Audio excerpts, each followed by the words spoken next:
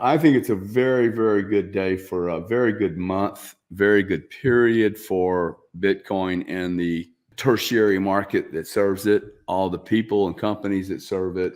I think we're winning, dude, at every level. I mean, people keep talking about, hey, when are we going to win? We are winning this. Bitcoin is just behind Microsoft as an asset in the top 9 of all asset classes in the world.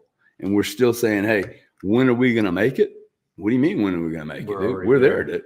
We're there. Now, the rest of it is, okay, how much are we going to take of this market? And when I say take, I don't necessarily mean that Bitcoin takes something away from anything. I think Bitcoin creates a new phenomena where you don't have to have a loser in the equation. Everyone can win. There doesn't need to be a net loser. It's not a net zero-sum game, okay? Because there's only 21 million units, dude. You can't flood the market with too much of this stuff. Gary Cardone, a seasoned market expert, is a firm believer in Bitcoin's revolutionary potential. To him, Bitcoin does not need to be compared to traditional investments like stocks or real estate, because it simply stands in a league of its own.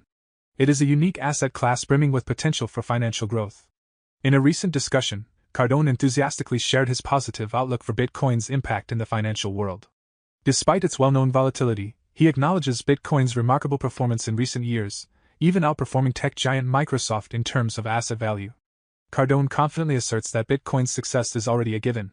The real question now is how much of the market it will eventually capture, and Cardone's prediction is nothing short of massive. We will now bring you clips of the video. Please take a little time to give this video a like and subscribe to the channel for your daily dose of crypto news. We hope you enjoy. No one has to lose. I don't think the bond market is going to implode because Bitcoin's prevalent. Yeah. I don't think real estate's going to implode. I mean, because the pitch a year ago was, hey, people are going to move from real estate and go into Bitcoin.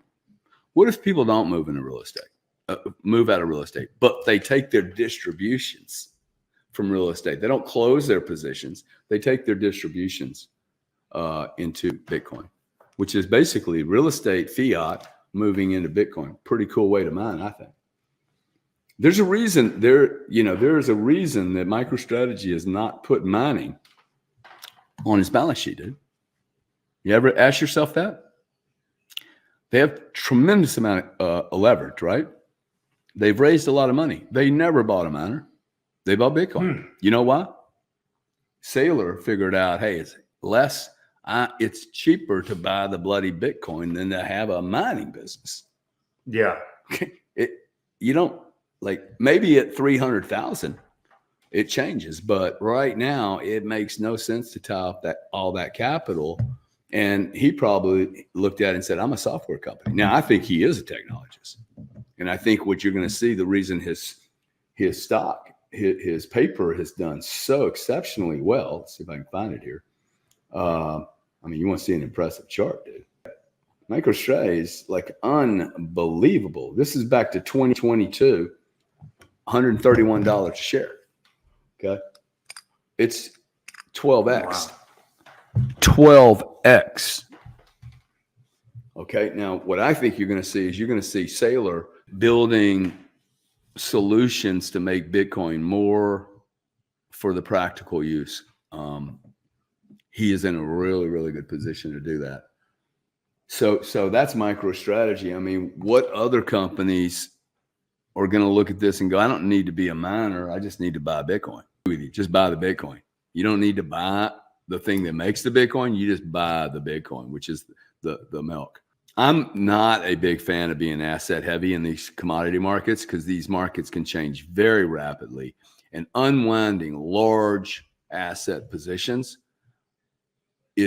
can be very problematic, keeping in mind that most of these are public companies. I've just never been like, okay, let's own a bunch of heavy assets, because everybody that's competing with you are public and they will be doing the same thing. They will be buying assets, getting asset heavy. They will all do it at the same time. Why? Because they all use the same consultants, and the same analysts that are viewing their competitors are analyzing them. So everybody wants to do I look like, I am compared to. See me owning Bitcoin just removes all that. I'm not comparing anything to anybody. It's not public. I don't care what my quarterly earnings are. All I care is that Bitcoin is doing this.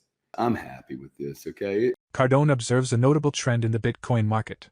Companies like MicroStrategy are choosing to purchase Bitcoin directly rather than go into the resource-intensive process of mining it.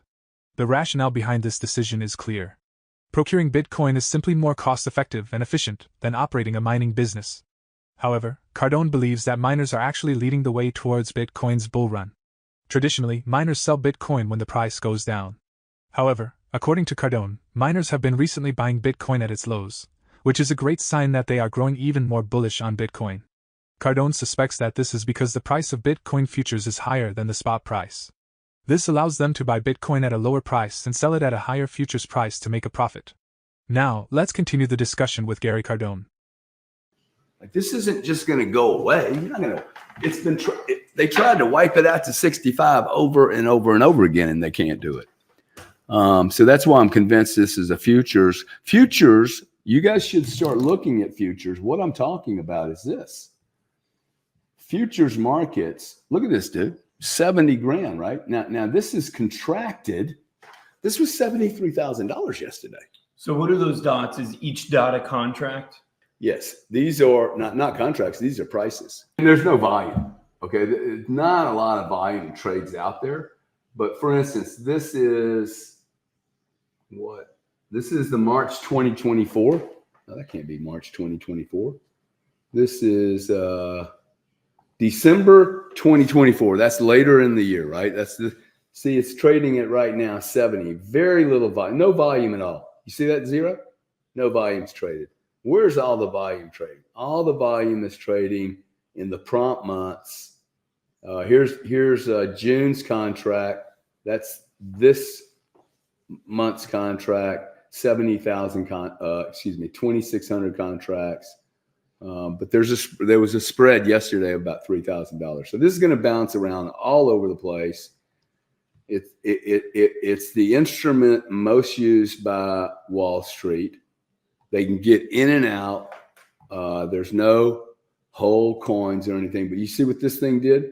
66 yesterday, and now it's moved $4,000.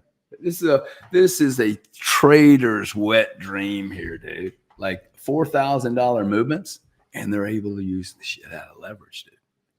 Like a lot of leverage. They can probably buy 10 of those contracts. Leverage scares me, though. Yeah, but these are professionals. Well, that's why people get blown up. But these are professionals. Yeah. They know what they're doing. Do you guys need a chart and a picture to show you and convince you of your thesis? Because usually, if you hear the comments, hey, I'm going to justify my long position that I put on at 35,000 with this chart. Secondly, and I think more importantly, no. All these charts and all these models are built on other commodities that are infinite. Every chart that's ever been produced on anything, its base product is an infinite product because it changes by price. If I add $300 to crude oil, all the crude oil on planet Earth will show up. It will flood the market with crude oil, right? Make sense? Right? So I can't do that with Bitcoin. So how can you model something that doesn't have the same exact characteristics of all those other things you've ever modeled? All those other things we've ever modeled are infinite. Bitcoin must break these models at some point. Considering the volatility of Bitcoin, do you share Cardone's confidence in its long-term success?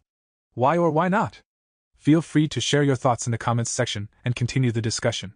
If you found today's video informative and would like to receive more updates on crypto and global finance, please consider liking the video, subscribing to our channel, and enabling post notifications for your daily dose of crypto news. Thanks for watching. We'll see you in the next video. For more Daily Dose Crypto news, check out these two awesome videos on your screen. Click now and we will see you on the next video.